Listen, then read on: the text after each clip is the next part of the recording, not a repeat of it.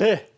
미러 간의 갈등, 그리고 FOMC의 임박, 그리고 온갖 악재들이 다 부각되고 있는 상황입니다. 이렇게 급락하는 시장에서 전문가 모시고 어떤 대응 전략이 필요한지 질문 드려보겠습니다. 하이투자증권 박상현 연구위원을 전화로 연결하겠습니다. 연구위원님 안녕하십니까? 예, 안녕하세요. 네. 방금 전에 말씀드렸습니다만 국제적인 글로벌 리스크도 있고 또 FOMC의 금리 인상 여부가 이제 임박하고 있고요. 온갖 악재가 시장을 지배하고 있습니다. 최근에 주가의 급락세 한번 진단해 주시죠. 예, 말씀하신 대로 지금 대내외적으로 상당 부분 좀 악재가 이제 좀 산재 있다라는 부분. 특히 이제 이번 FOMC에 대해서 대부분 이제 좀 별다른 시장 안정화 조치가 나오긴 쉽지 않겠느냐라는 어떤 공포심 자체가 지금 FOMC를 앞두고 좀 시장의 매도 압력을 더 높이고 있는 부분들인 것 같고요.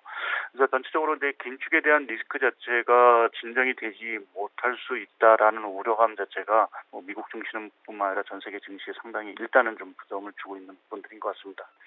거기에 이제 국내적으로 보게 되면 사실은 국내 주식시장이 미국 나스닥을 빼고는 가장 이제 상대적으로 보면 가장 조금 부진한 부분들이 있는데요. 이제 그 부분에 있어서는 아무래도 국내적인 그러니까 국내적인 거는 아시겠지만 LG 에너지 솔루션 청약과 관련된 좀 기관들의 어떤 수급 부담이라든지 또 국내적으로 보게 되면 좀 무역 수지가 1월 달에 20일까지 한 50억 달러 정도가 나왔습니다. 그래서 지난달 소폭 적자에서 이번 달은 이제 대폭 적자로 나올 가능성이 상당히 큰데요. 이제 그러한 것들이 최근 유가의 급등이라든지 또 이제 러시아 사태, 우크라이나 사태로 인해서 유가가 더 올랐을 경우 이제 국내 무역 수지 적자 규모가 더 커질 수도 있다는 좀 우려, 이러한 것들이 상당 부분 증시에 좀 부정적으로 작용하고 있는 것 같고요. 거기에 국내 코로나19 상황도 오늘 8,500명 넘게 사실 사상 최고치를 또 기록한 부분, 이러한 종합적인 악재 자체가 좀 맞물리면서 국내 증시에 좀 부진이 더 좀 심각하게 나오고 있는 것 같습니다. 네, 자, 그래도 오늘 시장 좀 바닥을 찍고 현재 낙폭을 좀 회복하려는 시도는 좀 나오고 있는데요. 아무래도 전 세계 시장이 또 FOMC 회의 결과에 촉각을 곤두세우고 있습니다. 이에 대한 영향은 어떻게 전망을 하고 계세요? 예, 일단 다들 관심이 오늘부터 이제 시작이 돼서 이제 목요일 날 새벽에 아마 결과가 나올 텐데요. 이제 FOMC 성명서도 성명서지만 사실 파월 의장 기자회견에서 어느 정도 시장을 좀 달래줄 수 있는 얘기들이 좀 나올 수 있느냐라는 부분 자체가 상당히 좀 관건인 것 같고요. 근데 문제 자체는 사실은 지금 미국 내 물가 압력 자체가 워낙 사실은 좀 심각하기 때문에 미 연준이나 파월 의장 자체가 그렇게 유화적인 어떠한 그런 멘트를 사실 내기는 그렇게 쉽지 않은 부분들인 것 같습니다. 그럼에도 불구하고 최근에 이런 주식시장의 어떤 자산 가격 자체가 상당히 좀 급락한 것들 자체가 아무래도 미 연준 입장에서도 좀 부담스러울 수 있는 부분들이기 때문에 그러한 측면에서 보면 다소 이제 그 긴축에 대한 어떤 강도, 이러한 것들이 조금은 좀 물가가 진정이 되면 좀 완화가 될 수 있는 어떤 그러한 시그널을 좀 시장이 던져주거나 또는 경기에 대해서도 여전히 조금 좀 강한 어떤 그 기조를 좀 언급을 해준다고 하면 다소는 좀 공포감이 좀 진정이 되지 않을까라는 좀 생각을 하고 있습니다. 그렇지만 이번 FOMC에서 사실은 큰 기대를 걸고 사실은 보는 거는 좀 쉽지 않은 상황이 아닌가 보고 있습니다. 네, 그렇군요. 사실 그러나 우리 투자자 입장에서는 시장을 넉넉히 바라볼 수만 있는 것도 아니고 무언가 조치를 해야 될 텐데요. 전문위원님께서 보실 때 이런 장세에서는 어떤 투자 전략이 좋다는 그런 조언을 부탁드리겠습니다.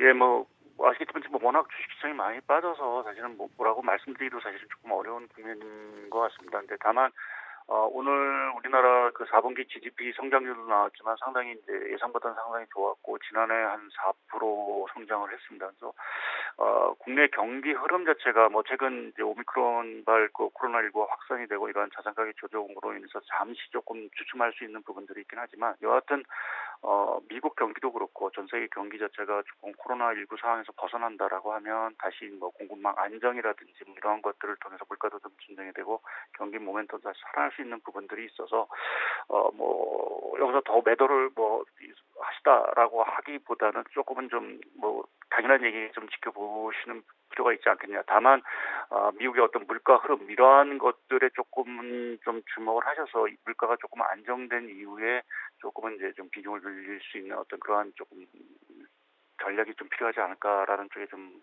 말씀을 좀 드릴 수 있을 것 같습니다. 네, 자, 그래도 어려운 시장 속에서 대응 전략을 또 현명하게 제시해 주셨고요. 그래도 우리 시장 낙폭을 조금씩 줄이려는 시도는 현재 좀 나오고 있습니다. 코스피 2,729포인트, 코스닥도 900을 다시 회복하는 모습도 좀 보여주고 있는데 조금 더 힘을 냈으면 좋겠네요.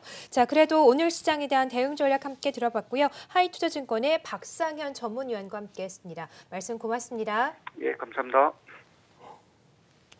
자, 지금 급락하는 현 시장에 대해서 증권가에서는 어떠한 판단을 하고 있는지 이담교 캐스터 전해주시겠습니다.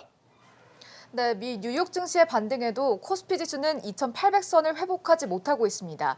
13개월 만에 2,800선 아래로 떨어진 건데요. 미 금리 인상 우려와 우크라이나 지정학적 리스크 등으로 외인과 기관의 매도가 이어지고 있습니다. 먼저 기존 증권사가 제시한 올해 코스피 밴드 보겠습니다. 6개 증권사의 코스피 최저점과 최고점인데요. 그래프를 보시면 교보증권과 신영증권을 제외한 증권사의 최저점은 모두 깨졌습니다. 1월도 넘기기 전에 예상치가 깨진 건데 그만큼 시장 불확실성이 확대되고 있습니다.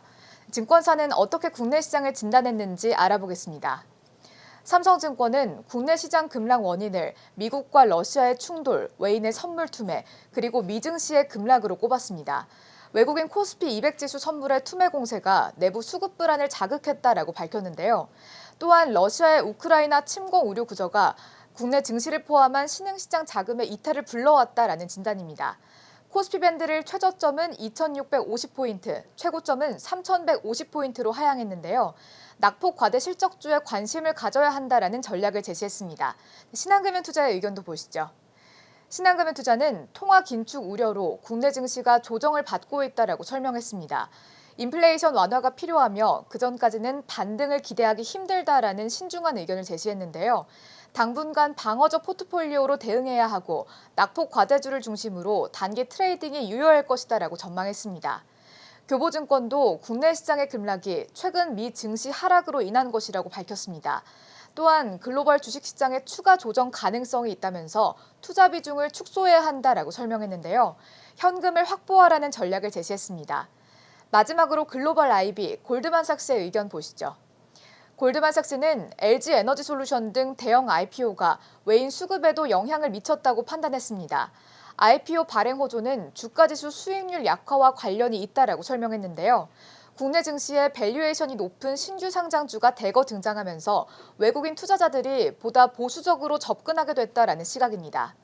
네, 지금까지 증권업계 국내 시장 진단 알아봤습니다.